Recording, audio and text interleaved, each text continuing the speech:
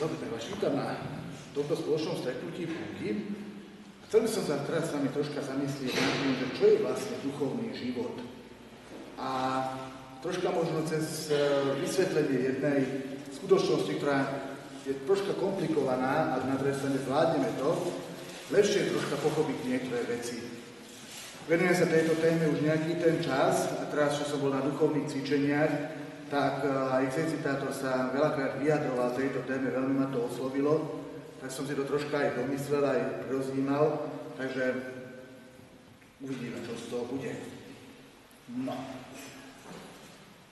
Exercitátor nám položil otázku, že vo Svetom písme máme ten text o to, že keď sa tvoj brat prehreší proti tebe, napomeň ho. Koho máme napomínať? Kto je ten náš brat, alebo tá naša sestra? Sveté písmo, slovo brat, v maďarčine je to lepšie vyjadrené taštvier, to je ako, není tam, či je to muž alebo žena, to je vlastne akože všetci, takže používame to v zmysle, že brat a sestra, vlastne je to ako brat, všetko to isté. Písmo to tak používa. Kto je tým? Koho mám napomenúť? Každého jedného človeka, každého pokrsteného. Koľko nás tu bolo, čo na 9.30 na Svätej omši, a teraz každého, keby som mal napomenúť, dali by sa to. A vôbec ako by to dopadlo? Ako by na to reagovali tí ľudia na to napomenutie? Vedeli by to prijať? Alebo bol by to zdroj ďalšieho konfliktu? My sme si ten pojem brata, sestra zvykli používať v takom veľmi širokom zmysle. Na každého jedného. Veď sme bratia a sestry. Ale exercitátor nás upozornil na jednu dôležitú skutočnosť, ktorú je veľmi dôležité vnímať. Sme bratia a sestry v duchu. Lebo Boh je ten, ktorý nás spája a vytvára z nás toto spoločenstvo. A čo to znamená, tak to skúsim troška vysvetliť na trojrozmernosťou človeka, ktorú treba vnímať. Človek je telo,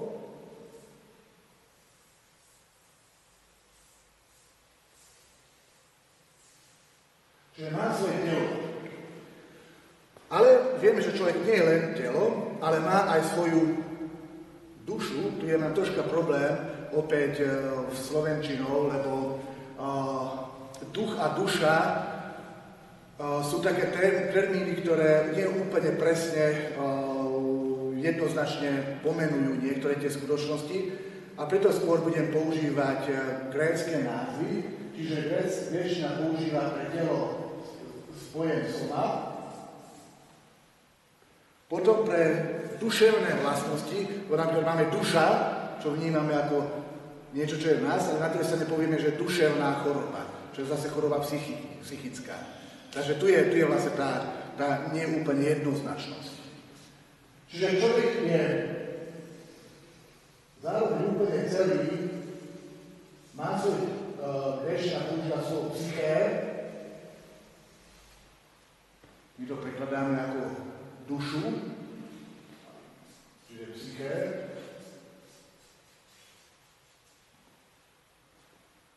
A čiže telesné vlastnosti, to sú vlastne naše telo, naša hmotnosť, naša váha a tak ďalej. Psychické vlastnosti, to sú pozitívne vlastnosti, naše emócie, náš citový svet, naše túžby a tak ďalej. A vieme veľmi, že tieto dve veci sú veľmi hlboko spojené. Dneska, keď sa hovorí o chorobe, tak sa hovorí o psychosomatických chorobách. Vlastne tie choroby tela, choroby duše sú veľmi, veľmi úzko spojené, veľmi ťažko ich niekedy rozlíšiť. Čo je príčina, čo je dôsledok. Ale človek nemá len tieto dva rozmery, má aj ten tretí rozmer, a to je ten duchovný rozmer. Človek je aj duch. A na to gréčtina používa slovo pneuma.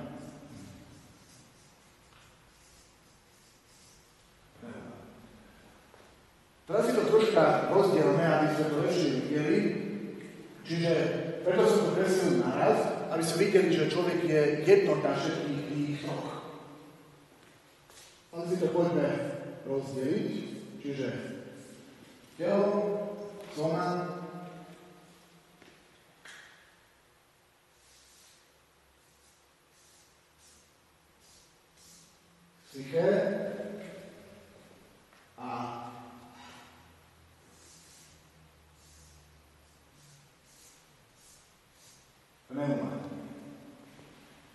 Ak človek zanedbá niektorú z týchto častí, čo sa deje?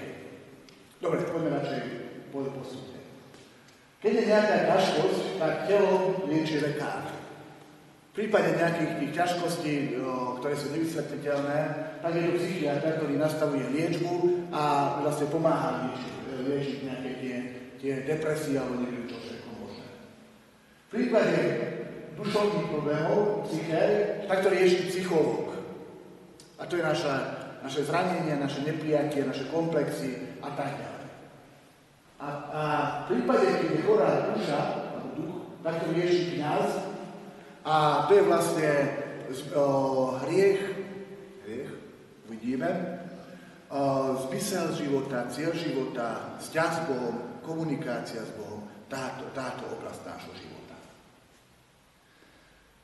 Nie je jednoduché rozdeliť a skutočne niekedy je veľmi ťažké zistiť, že ktorá oblasť človeka je v úvodzovkách zanedbaná alebo chorá a preto vlastne je veľmi dôležité, aby tieto tri oblasti medzi sebou spolupracovali. Oni sú medzi sebou veľmi hlboko spojené.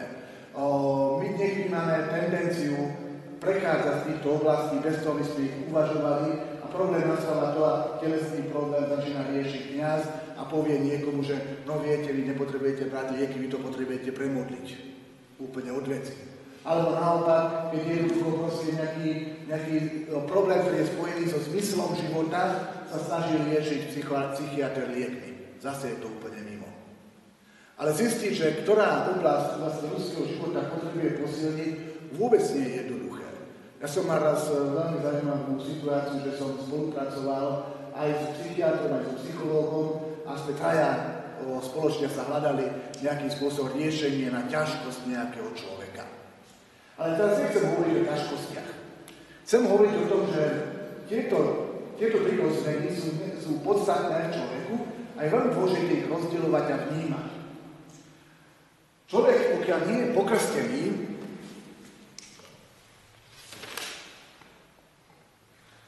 tak vlastne žije v takom stave, že o tejto svojej dimenzii nevie nič.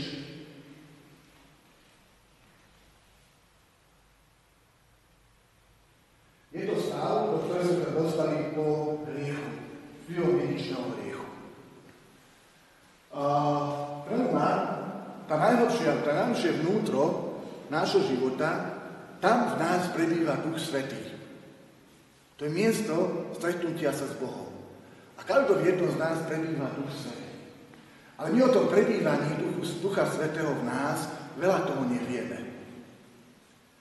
Postupne, keď prijímame jednotlivé sviatosti a sa oslobodzujeme od toho, môžeme povedať, tela a toho psyché, čiže od tej túžby niečo dosiahnuť a niečo urobiť a od tej samospasiteľnosti, tak sa postupne začíname otvárať Bohu a dávame mu priestor, aby on v nás a cez nás pôsobil.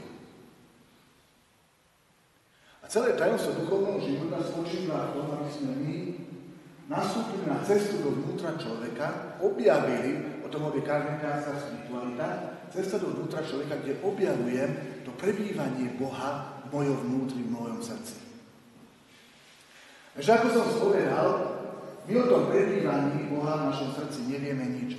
Lebo ten dedičný hriech spôsobil, že jednoducho my sme stratili schopnosť Boha, stratili sme priateľstvo s Bohom. A tým pádom nám ostalo iba telo a naša psychika. A v tejto oblasti človek potrebuje niekde prežiť. Aby prežil, zjavil sa nám Boh. A čo nám dal? Dal nám zákon. Dal nám zákon, ktorý nás chráni. Ktorý nás chráni pred tým, aby sme sa zničili. Ak dieťa ešte nevie rozlišovať a nevie posúdiť, čo je dobré a čo je zlé, tak mu dávame zákon. Nebehaj na cestu, lebo ťa zrazí auto. Neopová sa vstúpiť na cestu. Nie to je cieľ, aby dieťa v živote neudelo prejsť cez cestu. Cieľom je naučiť to rozlišovať, ale kým nevie, tak dáme striktný zákon. Neopová sa vstúpiť na cestu. A toto je vlastne prípad vyvoleného národa, ktorý dostáva zákon a vlastne vplyvom toho zákona sa snaží nejakým spôsobom dostať pod kontrolu, môžeme povedať, svoje telo, so svojimi vášňami, so svojimi žiadostivosťami. A človek sa snaží jednoducho proste akože bojovať proti sebe samému, proti všetkým zlým náklonnostiam, všetkým zlým túžbám. Človek sa snaží byť dobrý, snaží sa slúžiť, snaží sa proste konať dobro. Ale celé je to o našom úsilí, celé je to o drile. Musím, nesmiem, príkaz, zákaz. A skutočne, pokiaľ je prítomná iba toto, telo a psyché, som má psyché, tak vlastne v tomto smere, keď počujeme Pavlové slova, ktorý hovorí o tom, že duchom premáhame skutky tela. Čo z toho vzniká? Vzniká z toho veľké pokušenie toho dualizmu, lebo vlastne toto rozdelenie mali už starí Gréci, kde vlastne hovorí o dobrom duchu, ktorý jednoducho chce žiť a chce proste sa realizovať, a zlé telo, ktoré je väzňom toho ducha, nemôže slobodne žiť.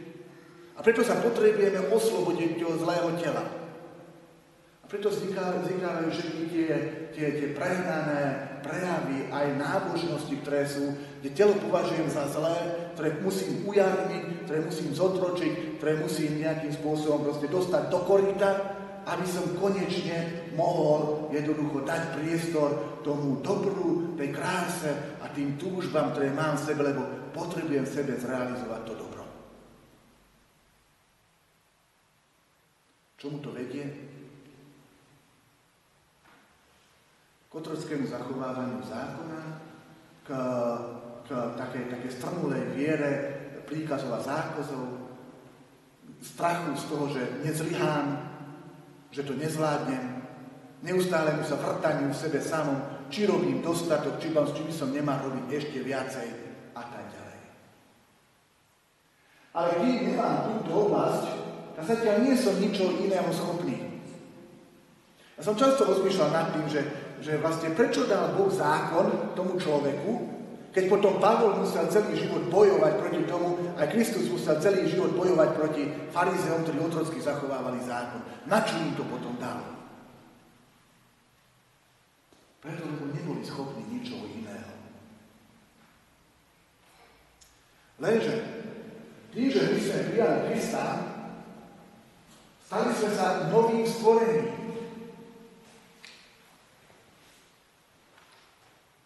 Stali sme sa novým stvorením. My sme zrazu sa stali schopným Boha. Zrazu sme sa stali schopným byť v Božej prítomnosti. Zrazu sme sa dozvedeli o tom, úplne presne to nemám ešte preštudované, či vlastne ten Boh prebýva v nás aj pred krstom, alebo či vtedy začína prebývať. Neviem to úplne presne rozlíšiť. Ale jednoducho proste akože vtedy získavam tú skúsenosť a vedomie to, že On je tu medzi nami, nás. A začíname sa stávať novým stvorením. A už potom prestávame konať v našej sile a na základe našich schopností, kde z vlastných síl a drilom sa snažím niečo dosiahnuť, ale zrazu sa celé mení a zrazu to začína byť spolupráca s Bohom. Ja prijímam Ducha Svätého a dovolím mu, aby sa on postupne zmocňoval. Čiže, ako som povedal, on prebýva tu v našom najhoršom srdci, najhoršom vnútri, čo označuje srdce. On tam prebýva. A ja, keď ho objavujem a dávam mu priestor, on postupne začína si získavať územie. Môžeme teda povedať dobíjať si nás. Postupne získava vládu nad našou psyché a nad našou somou, našim telom. A už nie ja z vlastnej vôle konám, ale Boh koná vo mne. A zrazu duchovný život nie je o vernom zachovávaní zákona, o otrockom dodržiavaní príkazov a zákazov a v nejakom chodení do kostola, lebo musím, ale je postavený na vzťahu s Bohom. Je postavený na uvedomení si, že Boh je vo mne, ja prijímam Ducha Svätého, ten Duch Svätý vo mne rastie a ja mu postupne odovzdávam svoj život. A on ma pretvára a ja práve v sile Ducha som schopný prinášať to ovocie, o ktorom hovorí Pavol, Ovocím ducha je trpezlivosť, láska, zmiernosť, zhovievavosť a tak ďalej, všetky tie veci, ktoré sú v Pavlových listoch. A zrazu, keď v tomto vidíme a počúvame tie Pavlové slova, ktoré hovorí, duchom premáhame skutky tela, tak to nie je nejaký psychický sebatréning. Nie je to nejaké seba zdokonalovanie, seba prijatie. Ale je to Boží duch, ktorý v nás pôsobí, s ktorým ja spolupracujem, lebo sa učím náďovať na ňo, učím sa ho počúvať. A on je ten, ktorý poráža vo mne ten smútok, beznádej, depresiu, žiadostivosti a tak ďalej. A preto vlastne boj proti hriechom je v určitom zmysle dovolením toho, aby duch mohol vo mne pôsobiť. Lebo keď ja som stavil ťažkého hriechu, alebo neprijal som žiadosti, zatiaľ nie som schopný Boha, nie som schopný rozvinúť v sebe tento rozmer, lebo o ňom neviem. Tým pádom mi zostáva iba boj s hriechom.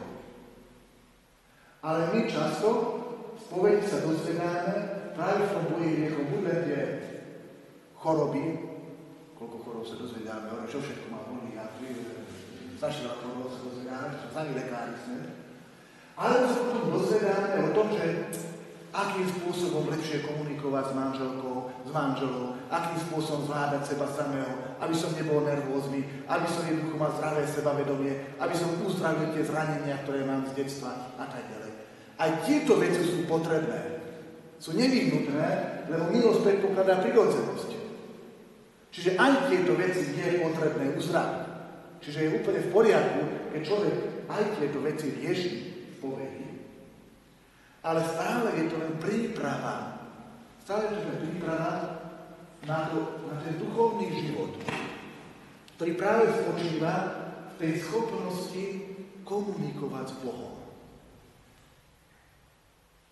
A práve osoby, ktoré žijú duchovný život, čiže si uvedomujú, že je v nich prítomný Duch Svätý a učia sa načúvať hlasu Duchu Svätému, učia sa rozlišovať Ducha Svätého a hlas Ducha Svätého a hlas iného ducha, ako sme počuli aj dneska v pastierskom liste.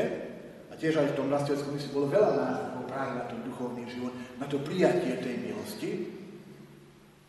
Tak tí ľudia žijú duchovný život. Tí ľudia žijú duchovne. Ako hovorí sestra Faustína v 8. denníčku, ak človek žije duchovný život, tak veľmi rýchlo spozná aj druhú dušu, ktorá žije duchovný život. A tieto osoby dokážu nadviazať po pár minútach rozhovoru veľmi hlboké duchovné priateľstvo.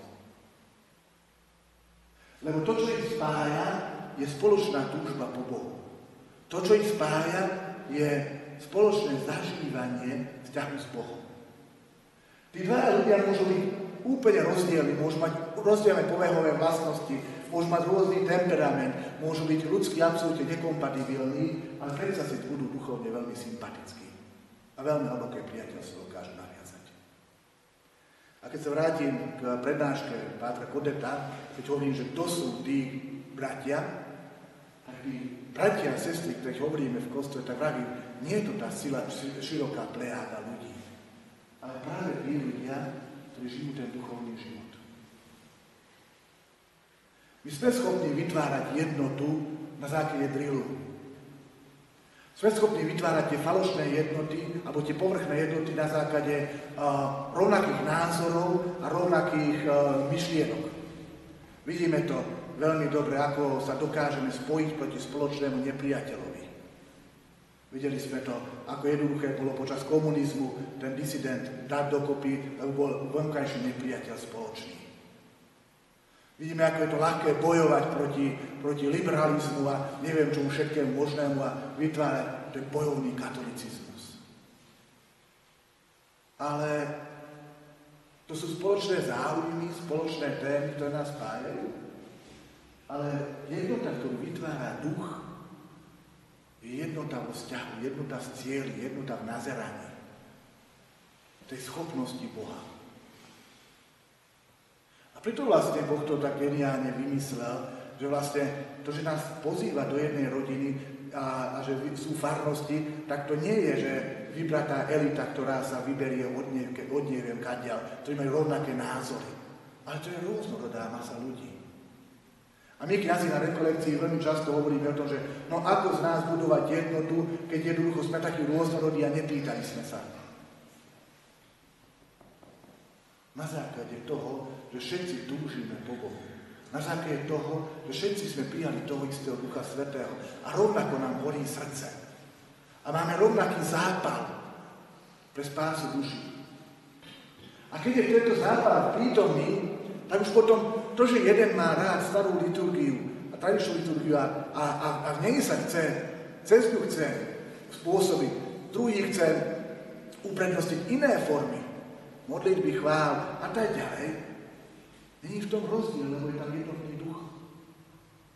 Ale pokiaľ duch tam chýba a celé je to postavené iba na tele alebo na tom psyché, tak potom nič nie je z duchovného života, iba strieľanie jeden na druhého, lebo proste akože toto je správne príjmanie, hento je správne príjmanie, toto je správny spôsob prežívania, hento je správny spôsob prežívania. Telesný život. Vonkajšej okolnosti pripisujem zmysel. Samozrejme, nehovorím, že vonkajšia okolnosť nemá zmysel. Ona má formuje, ona má privádza. Ak ja mám úprimnú zbožnosť a chcem prijímať poklačiačky, nie je v tom žiaden problém. Ale ak si myslím, že toto je jediný spôsob prijímania a všetci iní, ktorí to robia inak, robia zle, tak je to telesný život. Tam chýba život z ducha, ktorý by ma k tomu privádzal. A preto toto rozlišovanie je nesmierne dôležité. My nevieme posúdiť na základe vonkajších okolností. Ale vieme posúdiť alebo vnímať na základe toho, či človek žije z Ducha Svätého alebo nie. A k tomuto sú my poznaní. A preto aj ten život v spoločenstve, a preto aj ten život v bunkách, lebo jednoducho k tomuto my nevieme prísť. A my musíme z vlastných síl. Samozrejme, príďame sviatosti, ale my musíme si uvedomiť, že tá kultúra, ktorá je tu u nás rozšírená dlhé storočia, bola veľmi hlboko postavená iba na tele a na psyché. Potrebujem niečo urobiť, potrebujem mať sobáš, potrebujem mať krst, potrebujem mať birmovku, ale tieto veci nemajú nič spoločné s mojím duchovným životom. Aj keď majú, tak jedine v tom, že mal by som sa zmeniť, mal by som robiť viacej, mal by som byť iný. A jedine, čo k tomu pristupuje, je náš driel. A to, čo sa my potrebujeme učiť, a chýbajú nám to momentálne skutočne skúsení duchovní učitelia, ľudia zapálení duchom, ale našťastie v dejinách cirkvi máme veľmi veľa ľudí, ktorí boli zapálení. To sú tí, ktorí žijú duchovne, žijú s Pánom, ktorí ho dokážu počúvať. Ktorí prichádzajú k nemu a odchádzajú od neho. Svätý otec František to veľmi pekne vyjadril, keď bol na návšteve v Maďarsku. Keď akorát na nedeľu dobrého pastiera má ten krásny obraz tej brány, cez ktorú sa vchádza a vychádza. Idem k Pánovi, aby som sa tam napanil, aby som proste akože znova získal ten zápal, aby som potom vyšiel von a išiel tým ľuďom. A priniesol im Krista a naučil ich takisto žiť duchovne, žiť s Kristom. A potom zase idem k nemu. Brána, cez ktorú vchádzam a vychádzam. Takže skutočne k tomu, čo sme pozvaní objaviť prebývanie Ducha Svätého v nás. Každý z nás je pokrstený. Každý z nás je schopný Boha. Čiže z nás prijala aj sviatosť birmovania, čiže sme dostali potvrdenie toho znaku, ktorý je v nás. A Eucharistia takisto rozvojňuje tieto spôsoby. Čiže tie sviatosti nás učia opäť žiť tento rozmer nášho života.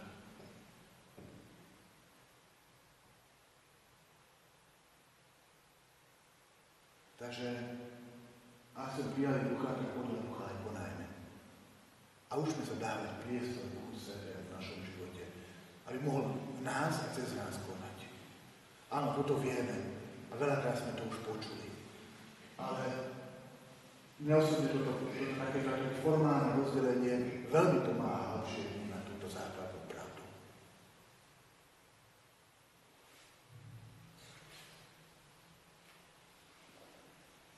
Máte k tomu nejakú otázku?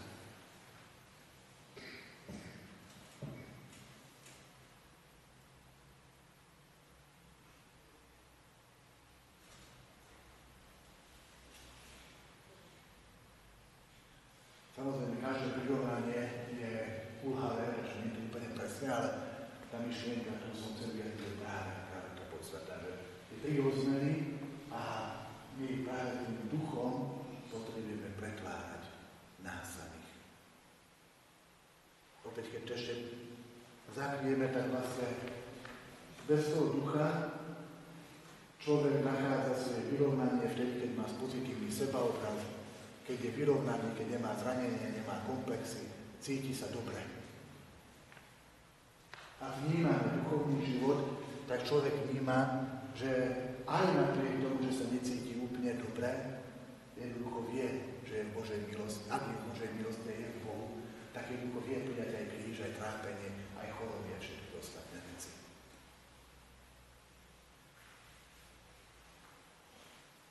Takže vás pozývam objavovať to prežívanie ducha v nás a jednoducho spolupracovať s tým